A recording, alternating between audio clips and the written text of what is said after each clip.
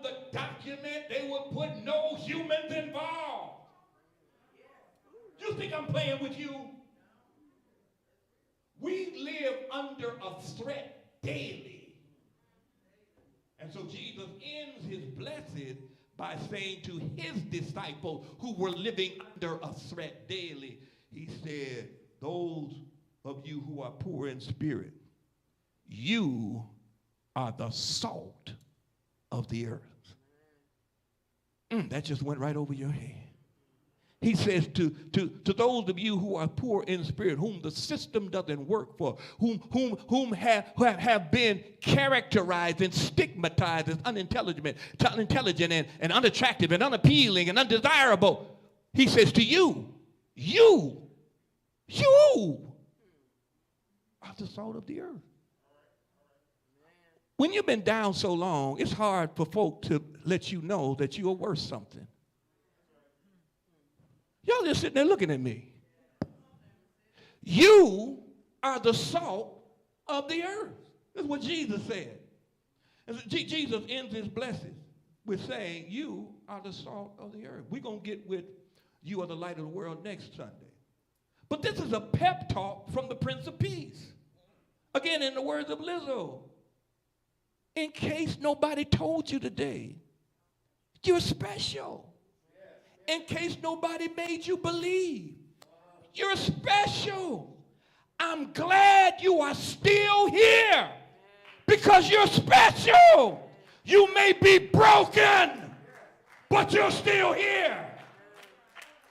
You better celebrate that you're still here. Because if it had been for this nation, you wouldn't be still here. If it had been for white nationalist races, you wouldn't be still here. But it's only by God's grace that you're still here because God said you're special. This pep talk from the Prince of Peace, he's saying it in the way that his folk in their day would understand it. You're the salt of the earth. What does that mean to an agrarian people of the first century? It means that salt was precious. Salt was cherished in Jesus' day. Salt was valued. Salt was necessary and needed. In fact, in many places, salt was just as prized as gold. Because salt was more essential to life than gold. First of all, salt represented fidelity. Say fidelity. What do you mean, Pastor? Salt represented fidelity. Fidelity means loyalty, devotion, and integrity to your word. Fidelity means you can be counted on to do what you promise to do. And salt was used in the first century to seal a contract or a deal. A person would bring salt to seal the deal or contract. Salt was used to seal the bond between friends. So when two people decided that they were going to be friends, they would use salt as the witness to seal the deal. Salt was even used to seal the covenant relationship between two people entering into marriage. So the families would bring salt and exchange it, that these two were entering into the state of matrimony. I'm telling you, salt was different than it is then than it is today. Salt was used because it was precious. It represented fidelity. Jesus says you are the salt of the world, meaning you're special because you are loyal to the Lord. You are dependable in your devotion to God. You have integrity and can be counted on to do what you promised to God that you would do. That's important because Jesus is contrasting the fake fidelity of the Pharisees and the teachers of the law who looked holy but were really hypocrites. They acted righteous but were in reality religious bigots, and they pretended to love God when in reality they loved themselves more than they loved God. Jesus ain't talking about the holy crankified. He's talking about his disciples,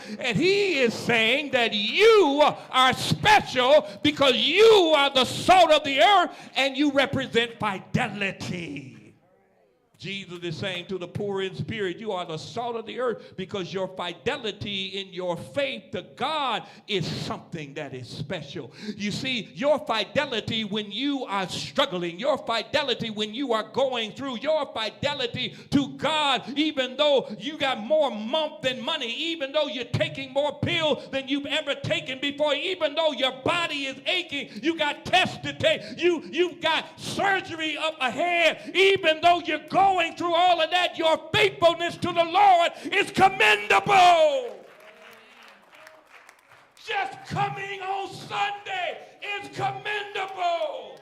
You need to give God the praise, because it is only the Lord that got you out of bed. It's only your fidelity to God that keeps you going. And God sees it, and God is pleased. Come on and give God the praise.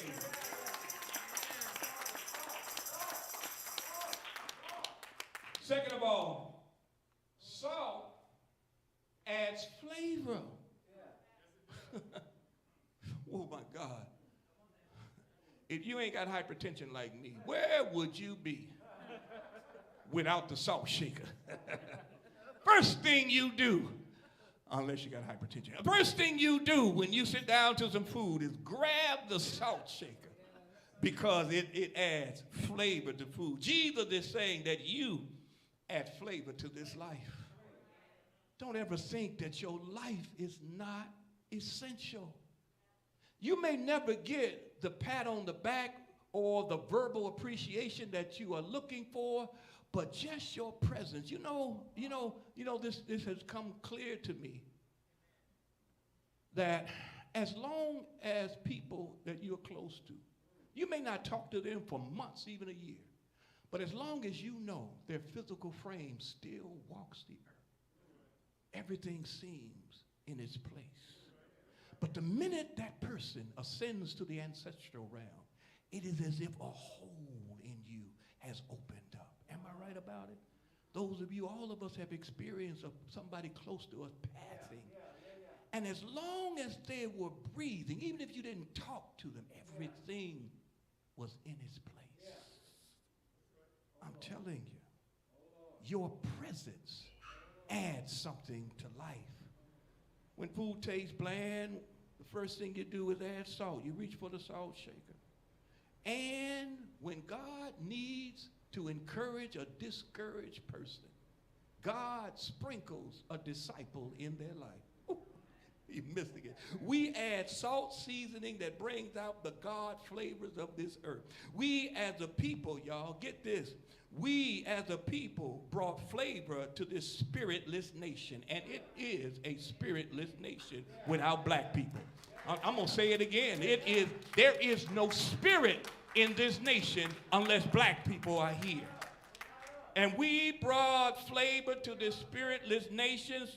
We brought flavor in the blues, in jazz, in R&B, in funk, and even in hip-hop. That's flavor, y'all. We as a people bring flavor from how we celebrate scoring in a football, basketball, or baseball game to how we create cultural meaning in the way we talk to one another, from saying I'm cool or you cool, or from our handshakes that are so varied that you think we got palsy, the way we be shaking and whatnot, and up to how we stroll and swagger and move through this life. We bring flavor, y'all, up to and including the words that we say that other people want to copy, not like. Stay woke, y'all. That comes from us. We bring flavor, baby.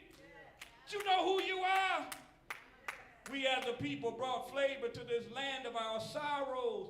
People like Zora Neale Hurston, to Ida B. Wells, to Bessie Smith, to Clara Ward, and to Lorraine Hansberry. Can I stop right here for a moment?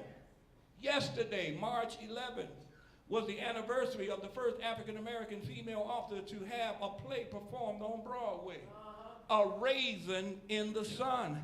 Lorraine Hansberry is reported to have responded to somebody who asked her, as a black person in America, with all that you are facing, why do you write? Why do you create these plays? Why do you do this that brings such joy to people? And she said that we impose the meaning of life onto life. Somebody gonna get that later on. We impose the meaning of life onto life. We are the most capable and the ones who have the moral superiority to show this nation what life ought to really be about, y'all. We impose the meaning of life onto life because we are the most capable and we have the moral superiority to do that. My goodness. I'm preaching, but y'all just ain't getting it. The hardest thing to do is to help black folk know how important you are. Come on, Tabitha Brown. Tabitha, wait, there you go. Come on, Tabitha. My girl, Tabitha. Tabitha talked about it. I posted it on Facebook. Tabitha talked about when she went from the South. She grew up in the South. She went to Hollywood. And when she went to Hollywood, folk told her, don't nobody want to see no little Southern black girl who's overweight and who got locks in her hair and who talks in a Southern accent. So Tabitha said she began to change herself. She created a new self. She straightened her hair. She lost weight, all because of what folk were saying, but they didn't want in Hollywood. She straightened her hair. She changed the way she talked because people, they said, didn't want to see a little black girl on TV from the South with a Southern accent and locks in her hair and who was overweight. But it was in a conversation she was having with one of her best girlfriends. Her daddy called on another line. She told her girlfriend, hold up. Now daddy called her. She picked up the phone and she began to talk to her daddy. It wasn't but 2 minutes or less. She hung up the phone. Then she went back to talking to her girlfriend. Her girlfriend said, who was that? You missed it. Her girlfriend said, who was that was just talking? Y'all missed it. You get it. Her girlfriend said, who was that was just talking on the phone? Tabitha said she realized her girlfriend didn't know who she really was because she had created a false self to meet what the nation and the people in Hollywood, what they expected. And so she got herself back because she recognized, I bring flavor to this thing. And so right now when you look at Tabitha, she says, amen. Y'all all right? Y'all ain't getting it. Oh my God. Tabitha Brown points out that we bring flavor to this life. Jesus is saying that what God does with you and me is God sprinkles us to bring beauty in some bland situations. That's flavor, y'all. You bring a sweet aroma to some apathetic circumstances. That's flavor, y'all. Let the Lord please use you. Let the Lord sprinkle you on the meat of someone's misery, y'all. Let the Lord sprinkle you on the food of someone's frustration. Let the Lord sprinkle you on the dish of someone's dread and difficulty. You see, because you are the salt of the earth, the Lord needs to use you to bless somebody else's life. You want to know why many people don't have joy? And look like they sucking lemons all the time? It's because they ain't doing nothing for nobody else. For the Lord, that is. They'll do stuff for people that they think will do something back for them. But the only way you have joy, because joy attracts abundance. Ooh, I just said something there. The only way you have joy is when you are in a body of believers working on the mission of Jesus Christ. And you are blessing others like we did yesterday. Do you want to know the joy that we felt as we passed out groceries, the other folks, and the smiles that were on their face, that this little church right over here was doing something and packing bags? They got 5 bags of groceries, a car, y'all. And both were like, yeah, thank you, Jesus, for this little church right here. That makes us have joy. And the joy that we have, this world didn't give it, and the world cannot take it away because there's joy in giving our flavor.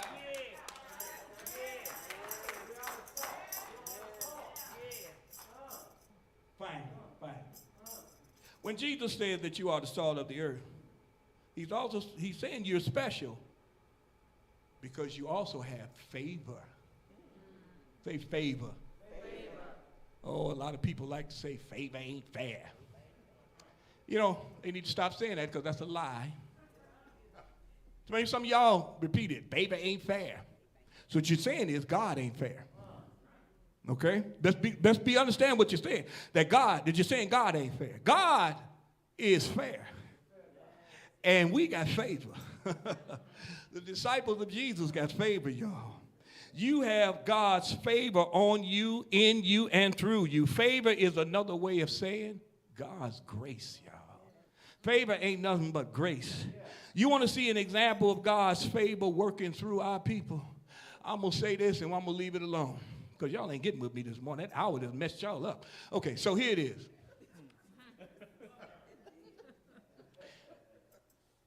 The Montgomery bus boycott. This is Women's History Month. I'm giving you some powerful black women. The Montgomery bus boycott. When Rosa sat on that bus, and understand, she sat on it intentionally. It wasn't just, I was tired one day and I sat down. Read her story, The Rebellious Life of Rosa Parks. Read it. She sat on that bus because it was a strategy. And they wanted to stir this up so that they could break the back of segregation. And so when she sat down on that bus and they arrested her, the plan went into motion. Joanne Robinson, look up her name. Joanne Robinson went to work. She and a student mimeographed. Anybody here know what a mimeograph machine is? Oh, my God.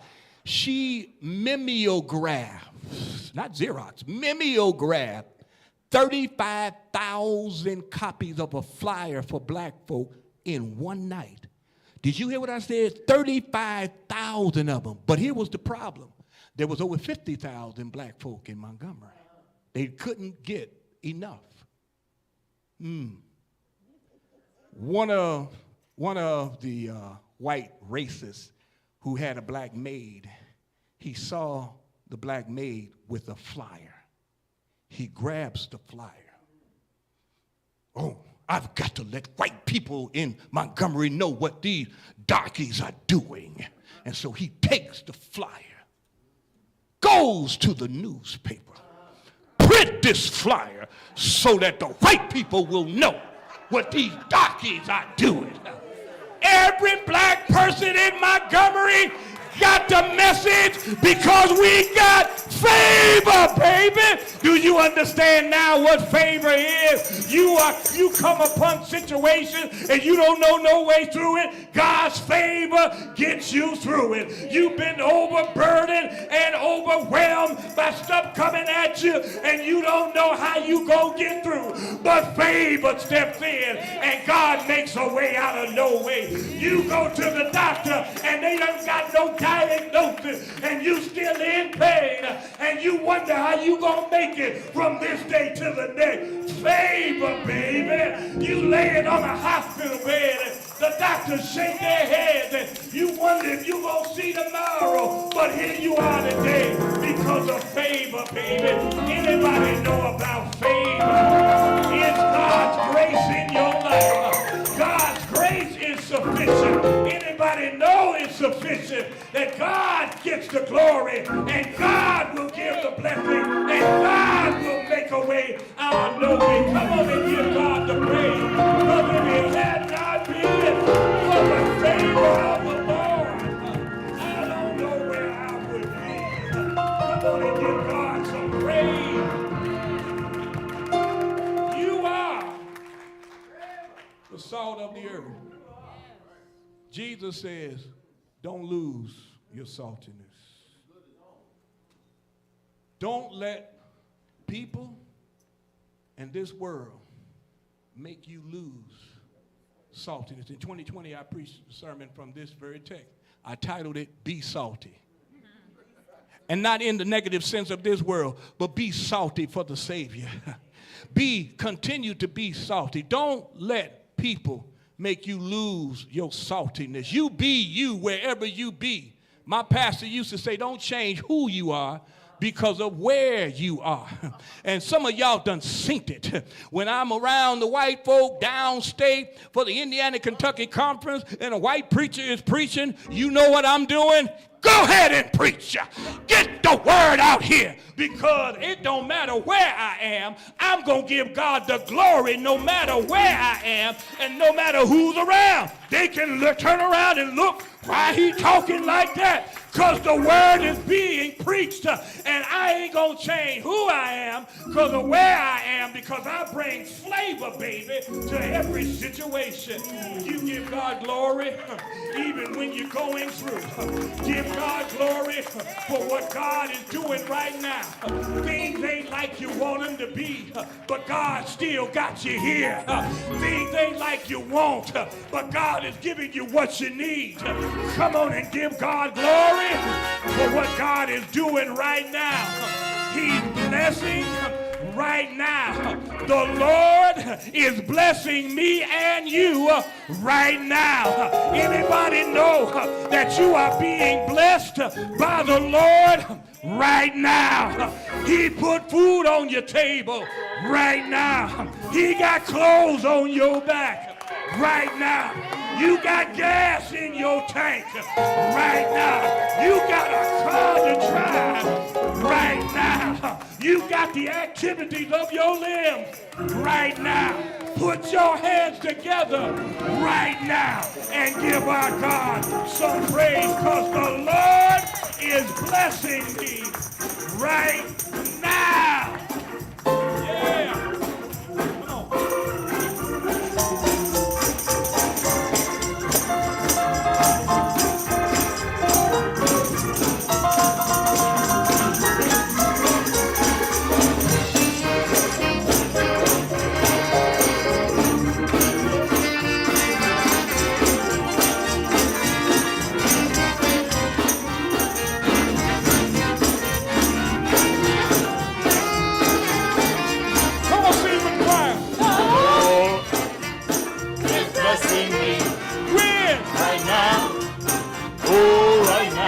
What did you say? Is doing what? He's blessing me. When? Right now. Hey. Right now. What else did he do? What did he do? He woke me up this morning. And what did he do? Started me on my way. He's blessing me. Right now. Right now. The Lord is blessing me. When? Right now. Right now. What you say? Blessing the Lord. He's blessing me. Right now. Right now. He woke me up this morning and started me on my way.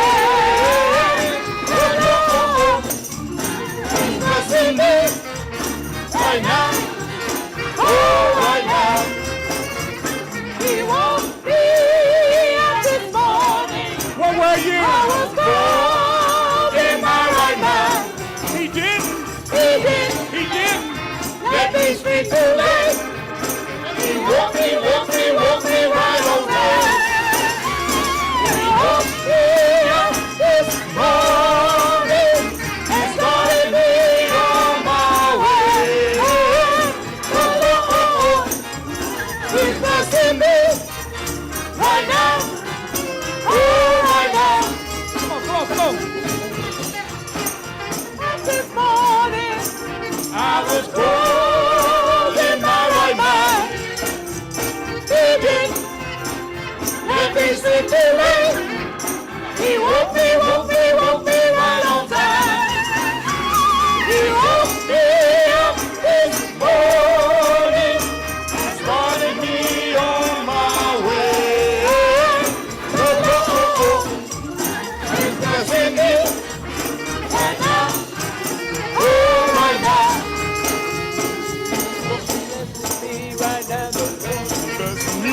now. The Lord is blessing me right now. The Lord is blessing me right now. The Lord is blessing me right now. The Lord is blessing me right now. The Lord is blessing me right now. The Lord is blessing me right now. The Lord is blessing me right now. The Lord is blessing me right now. The Lord is blessing me right now. The Lord is blessing me right now. The Lord is blessing me